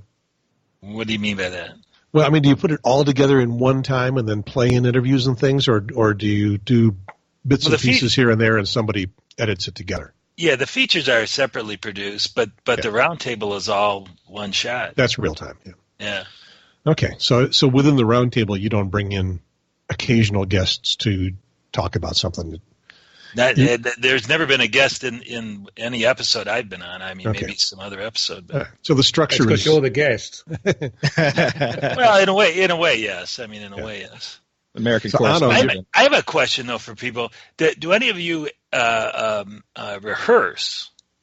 No. Clearly, David, we do not. Yeah, and actually, so when I first started with Gary, Gary has a rule like Gary and I don't really talk to each other unless we're like live on the show, because we don't want to do the show before we do the show, and invariably when we start talking about stuff, we're killing all the good material. That's very same true. thing with our guests, and we do a lot of guests. Yeah. Well, I can see the guests. Let's just do the show once, so let's not talk about it till we're rolling and make it fresh. Well, I'll tell you why I ask. I'll tell you why I ask. So we kind of rehearse on ICQ podcast. So Martin sends the list of topics around, and the individuals on the panel can add topics, and mostly we all do at some point or another. And before we actually start the recording, we'll talk about the topics for an hour, and some of the topics will get bounced, and in my mind it makes for a little bit. It's still kind of long. It's still an hour long, but at least we've talked about it, and there's a lot less hemming and hawing once we get to the actually discussing it. Yeah, there's a lot of podcasts that are taking that as a good start. There's one I listen to by CGP Grey. He's like a mega big YouTuber, but he has a podcast called Hello Internet, and he's said on his podcast They will talk. Him and Brady Heron will talk for like 2 hours before they hit record. Before they're like, well, we should start hitting record now. Me on the other end, we like maybe if I'm thinking about doing an episode in advance, I'll start a Google Doc and I'll write down some things, and Marty will write down some things. We'll share it back and forth and use that kind of as our guide to go through it. But most of the time, we just kind of go, hey, we're doing a podcast now. And we do have a lot of sections where it's like, oh, what do we talk about now? So I have to heavily edit it, or he does. And we make it seem like we didn't say a single or I'm going to take a break, or I got to take dinner. Let's go on So every time we don't have ads, but every time we say, oh, we're going to take a break, we'll be right back to you with Phasing Podcast. We actually go, yep. We actually take a break, we leave, and then we say, like, hey, Patreon, this and that. So. Yeah. And David, this program, I'm sorry, I do need to say, David, this program is going to be heavily edited, isn't it? No, I don't think so. Never is. I don't think Go so. ahead, Anna. So I come from a broadcasting background. I walked into a community radio station a couple of years ago now, and asked how do I get involved, and I was on air that night. So I found that for my very first interview, I spent 3 hours editing a 3-minute audio interview, and I went, this is nuts. So I decided right then and there that the way to do this is to interview the guest right then and there. If it didn't work, throw it away and do it again. And that's what I've done ever since. So if it's an interview that goes for 3 minutes and it just didn't gel and it didn't work, throw it away, do it again. Do you do guests on your 6-minute shows? No, I don't. There's no guests in Foundations of Amateur Radio. I'm just saying from a production perspective, I just decided my time was too valuable, and the quality of the discussion with the guest was so much better if you just got them on the hop right then and there, and they said what they thought and they said what they felt right at the first opportunity. You get gold. Mm-hmm. Everything else just feels produced and slow. Yeah, we get a lot of comments on the links to the shows. And I would say more of them, the folks that bother to say something, will say that they're too long. Yeah. The folks that like them, as usual, the folks that like things, they don't really say much about it. A few do. Some send money. And I look at the audience. YouTube provides audience retention statistics minute by minute. I can look at the whole show after a few days and see how many people have stuck around. And it's approximately, say we say a show, if you look at the views, we'll say 4,000. Good shows from 4,000. And after the halfway point, it's at about 25%. And it hovers near 25% until the bitter end. Those guys are in it for the long haul. And that's our audience. That's our audience. They just fell asleep at the keyboard. They're not really into it. Yes, it's just automatic screaming. The autoplay was left on and just kept rolling through your channel. So now that we've taken a turn toward the nasty, I was going to say to Dan that you guys rehearsed the show. Is it a compliment or is it a criticism to say, it doesn't show? Well, so even though it's not really a rehearsal, right? Because we don't have a script. And even though we talk about the topics beforehand, guys will still throw in ideas that may have occurred to them since we talked about it or whatever. But so it's not just a rehash of our pre-show talk. Yeah. If that makes sense. Right. And we all end up at the end of a show or maybe listening to it afterwards saying, I wish I had said something. Yeah. Either at all or a whole lot earlier. Cause, I always save those for the show notes. I take a lot of pride in making sure everything you talk about there's a link to it in the show notes. It's always got to be there. And then when I'm editing the podcast, I'm like, crap, I should have put that in. I'll put it in the show notes. And usually they're pretty well read, especially if they are full of links that are somewhat interesting. So, or if I forget a call sign, I'll say, "Oh, sorry, KD8YVJ," who was the call sign that I forgot earlier. I'll put it down there. Hopefully they won't hit me too much. So nice way to get Sam's it in there. mom probably said, "Sam, come to bed." Yeah. Marty, have you done your homework yet? And so we've lost Sam, but I'm kind of wondering, have we told him anything to help him get on to episode number 5?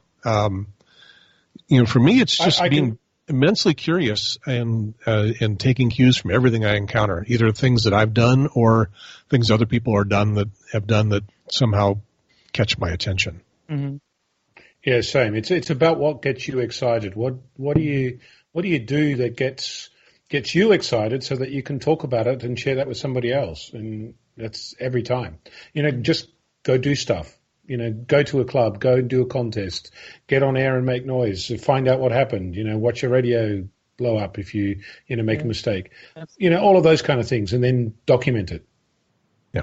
Yep. And I feel go ahead, Charlie. That's exactly how I stay inspired. Like I go to HamFest, I do contests. I went to Huntsville HamFest and HamCation for the first time, and every time I go, I get just explosions of excitement, and I write them all down, and I'm like, here's my big list. But if there's been a long time since I did anything on the air or did any HamFest or talked to anybody notable in the hobby, then I lose inspiration, and so I kind of go at like a waveform, if you will, like a sine wave. I'm the RF of interest in ham radio.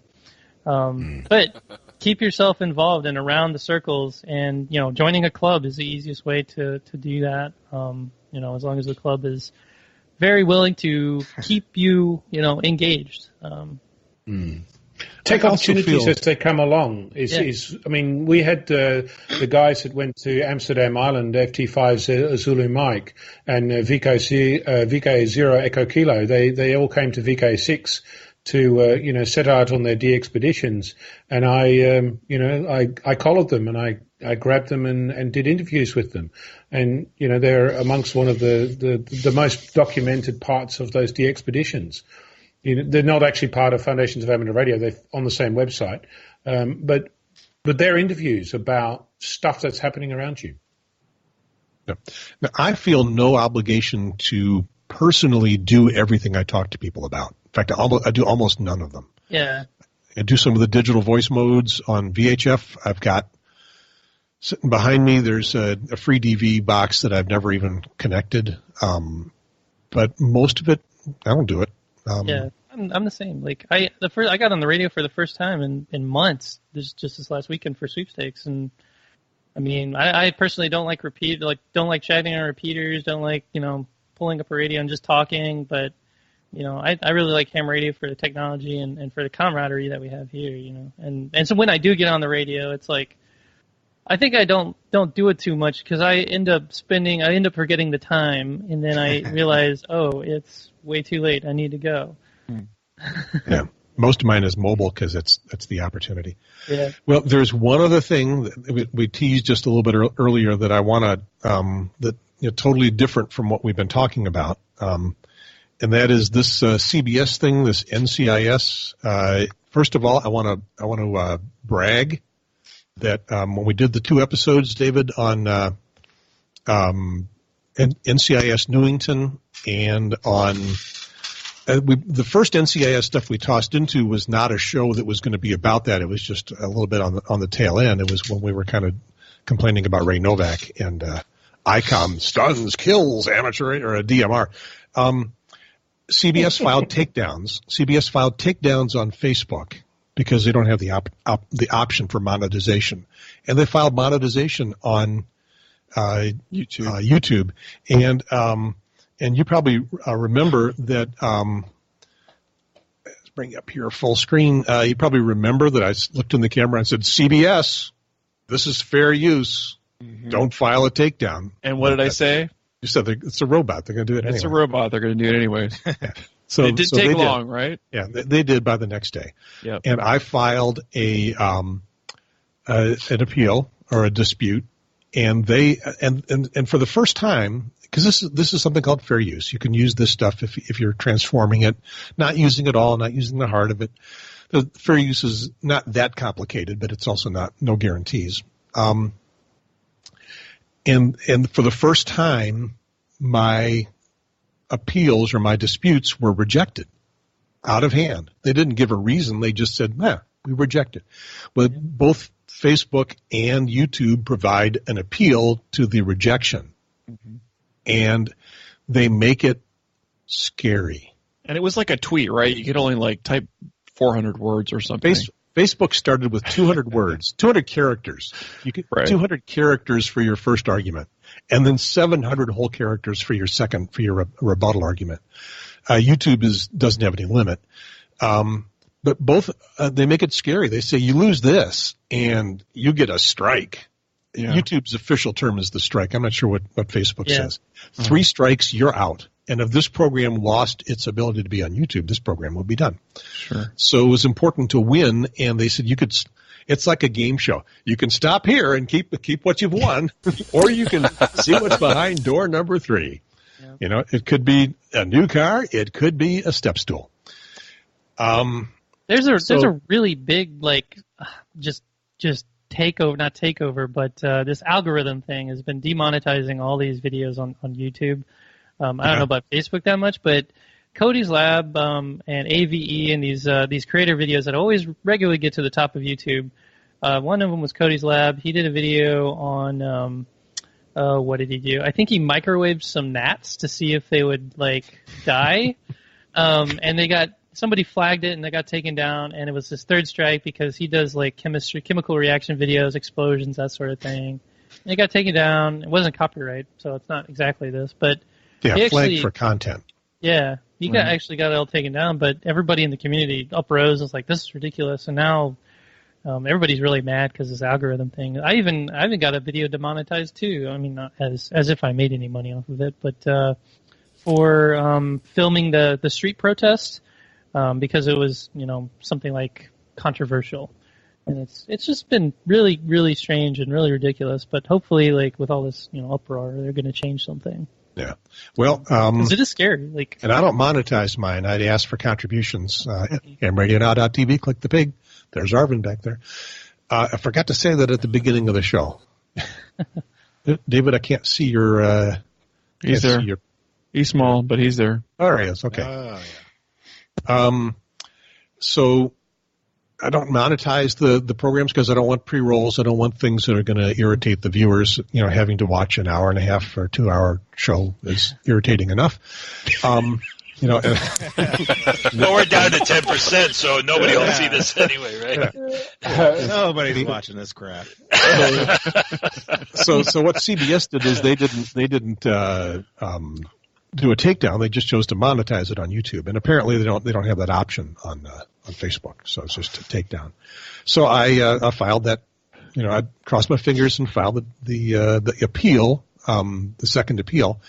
And a couple of days later, I got the email back that said, good news, congratulations, you win door number 3. YouTube, it's not YouTube, it's not Facebook that are taking things down. They're working based on what has been asked by the content owners. The owners. And so CBS said, yeah, it's okay. Yeah. We withdraw our complaint. So it started with a robot. It probably proceeded with a robot. And then it may have even ended with a robot, just saying, okay, this guy is apparently serious because he has gone to the 3 steps, and I don't know if we ever got a person to look at the show and look at the material around what they were complaining about. They tried to watch it, but they couldn't finish. Otherwise, you have another amateur, right? That's right. They could get through all of it. Couldn't get through the whole show. Yeah. All right. Slept on it. So the thing that I'm left with is there's this NCIS show. It's one of the most popular programs in prime time on CBS. And this is what they said about amateur radio. If I can make it play. I've got to put some clothes on. That's the ham. Reason why stereotypes exist, McGee. Yeah. Well, this guy has no driver's license, no home phone, no cell phone, no reportable income since 2007. So I think this guy's going to be exactly who you picture when you think of ham radio weirdo. And that ham radio weirdo is my case.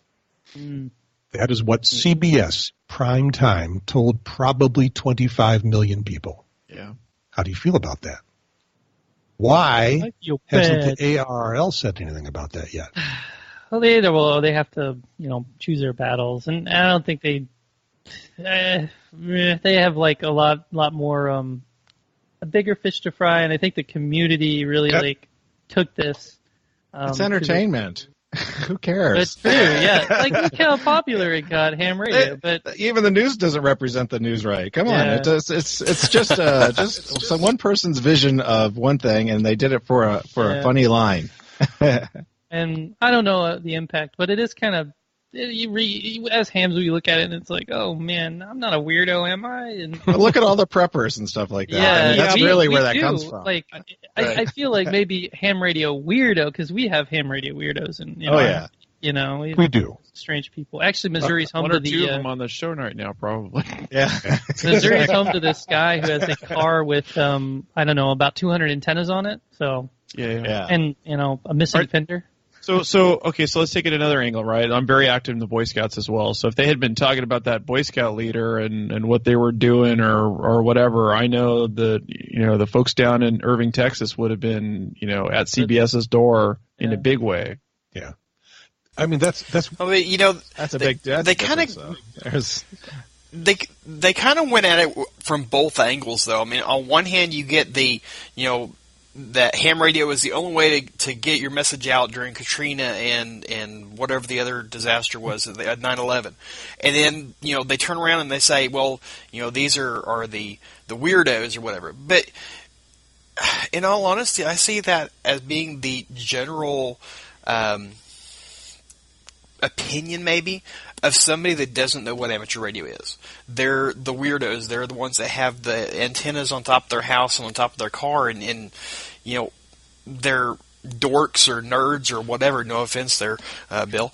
But Curtis, you're all wrong, man. There are some definite weirdos in the hobby. Yeah. There are some weirdos in the hobby, and they're not always out front. Go to just some random field day locations, and you'll inadvertently run into some of these weirdos. And it can add value or devalue the image of the hobby or your club or any particular thing. But it's the same thing when you're running a business or something like that. You want to have a certain image. And we're just a hobby for people. Anybody can join. There's no barrier to entry now. You just have to go take a test, which just about anybody can do. They even have it. You don't have to be able to read anymore because now they can give it to you verbally and everything else. Well, they've always been able to do that.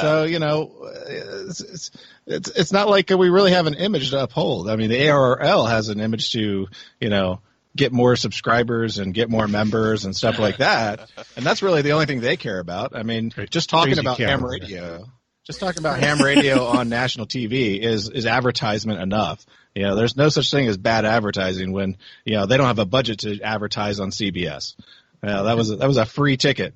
Yeah, that's how. Yeah, and Curtis, you're right. They did spend some time saying we did nice things. And David and I discussed that. We think that was added to the script after they realized how badly they trashed us for the rest of the show. That's entirely possible. The one thing that I really wish that they would have done a little bit better job of. I mean, I'll give the stereotype that they said with the guy standing outside the door. But the one thing that I really wish they would have done a little better is simply the not using the handles or using a call sign, since that show is based here in the U.S., using a call sign that's at least close to what we are. They really did their research on the station, but then they just mucked up the whole... That wasn't even a bad Australian call sign.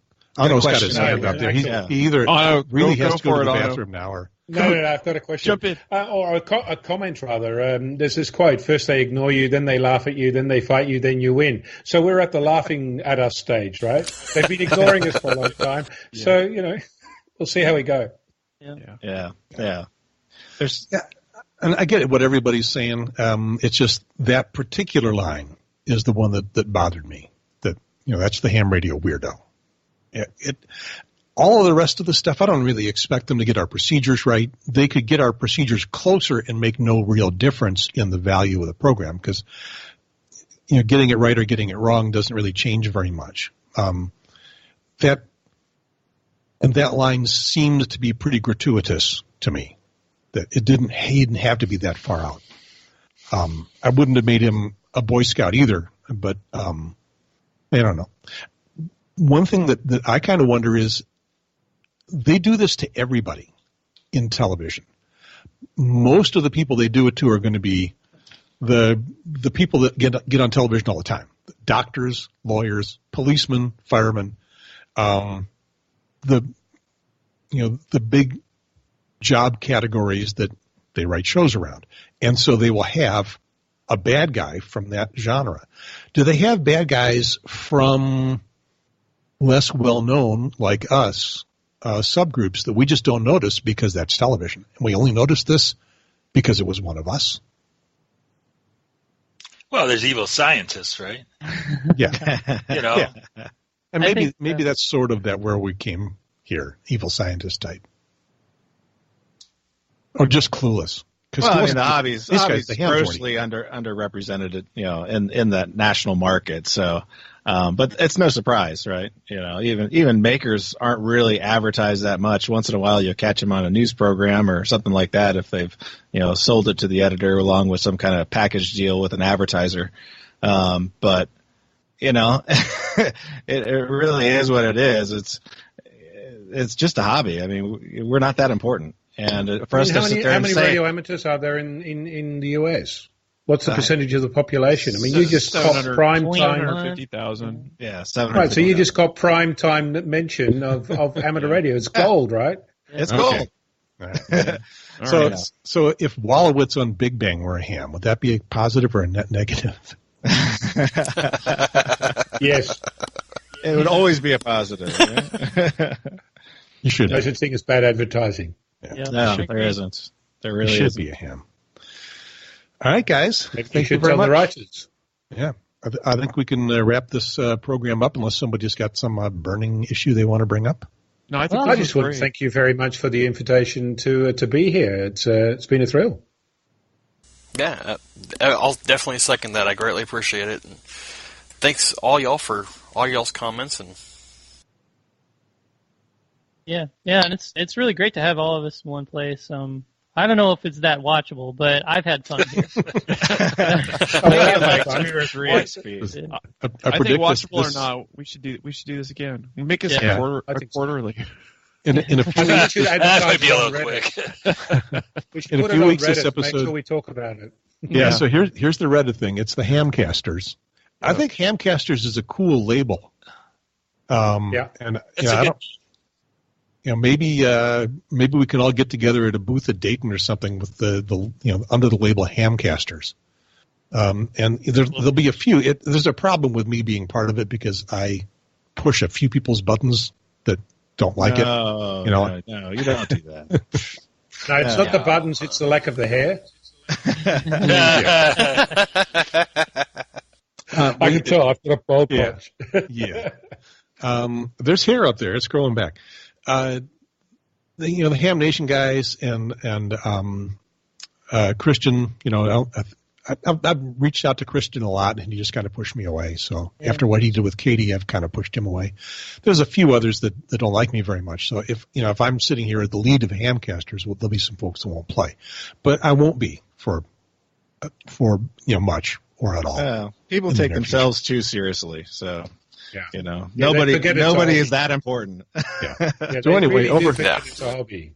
Yeah. It starts here on Reddit as HamCasters. Maybe HamCasters can go someplace and become a thing. Who knows? Yeah. But there's this group here, and I don't know. Would you proudly wear the label of HamCasters? I would. I'll make better a than badge for it, podcaster, sure. actually. Yep. Got to work on the logo. Yeah. We'll get Jeff K1NSS to design us one. Perfect. There you go. Okay. There you go. Yep. Cool. Ham Radio Now is. Can I find the thing? That's not the thing. That's not the thing. Nope. There you go. What? That's not the thing, but that's it's not the right enough. one. It's close enough. That'll do.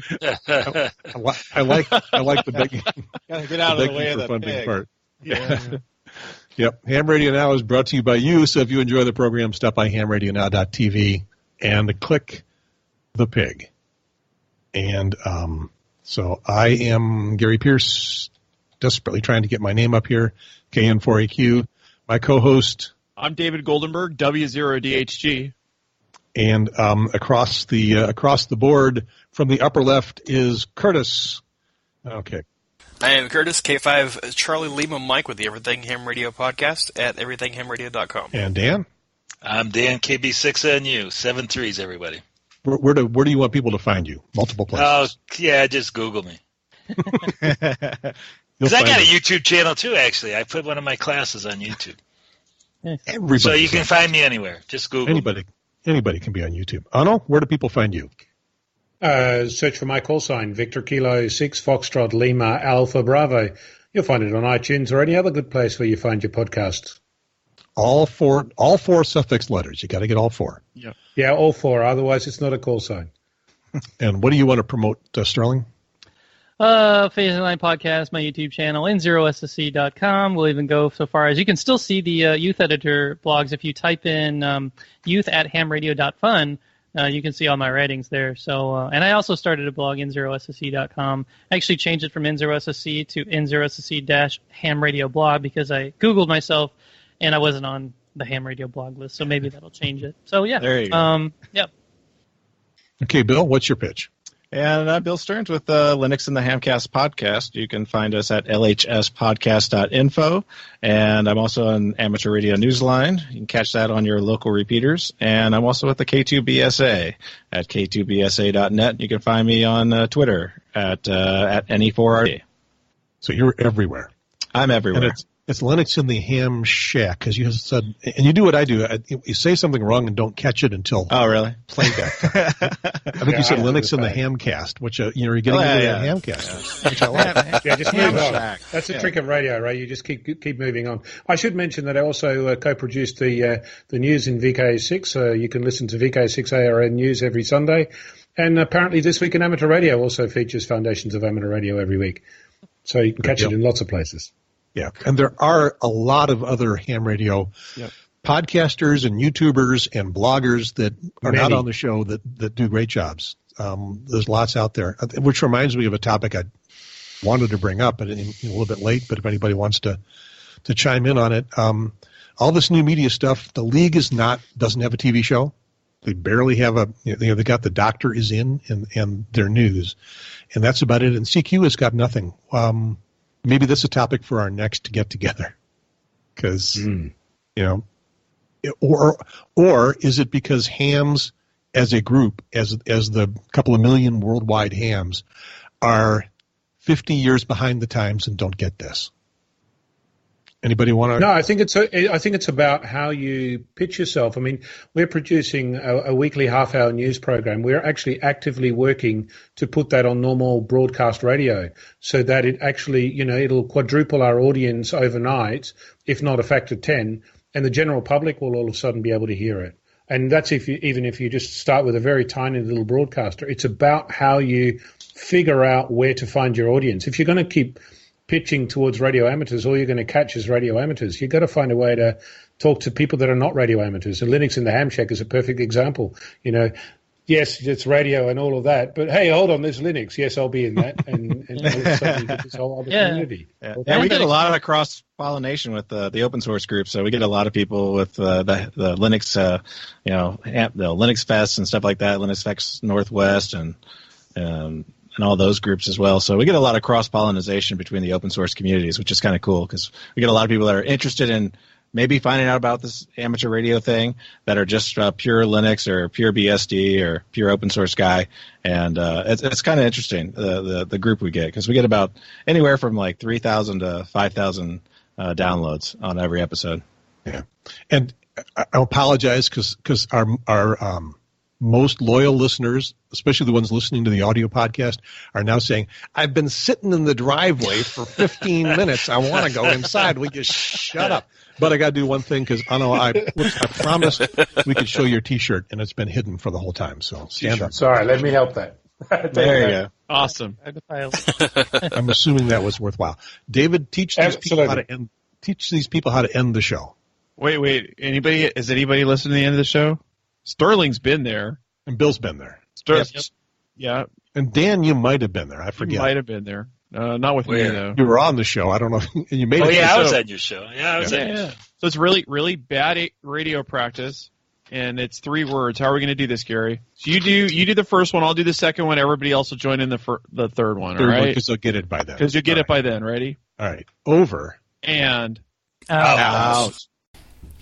All right, y'all. That pretty much wraps it up. I hope you enjoyed the interview as much as I did. We had a great conversation with a whole bunch of guys. I'm going to have links in the show notes of all of the podcast and YouTube channels and blogs that were represented in this episode. And so, yeah, we have my podcast on there. We had the Ham Radio Now, of course, was the host on it. We had the Phase Line podcast. We had Dan Romanchik's KB6NU, as well as the ICQ podcast that he's a guest on. And I know I'm forgetting other things as well. Foundations of Amateur Radio, I believe is what it's called. But I will have links in the show notes to all of the websites, all of the podcasts, all of the YouTube channels in there. So make sure you head on over to everythinghamradio.com/podcast/92 for all that information. Links to everybody that was talking, and to their websites and all that good stuff. Again, thank you very much to West Mountain Radio for your sponsorship. Dan, KB6NU, for your sponsorship. And if you want a sign, make sure that you head on over to the swag store at everythinghamradio.com/swag store and purchase yours today. If you want a Merry Christmas one, perfect gift for your house, nice little decoration. There you go, perfect idea. Anyways, that pretty much wraps it up. So I want to say thank you very much for listening. Please share this with your friends, and I apologize for the length of it. It did go a little long. Here we are coming up on 2 hours and 10 minutes. So I guess before we get to that point, I'm going to go ahead and say 73, y'all, and we will see you next time. This is K5CLM signing out. 73, y'all.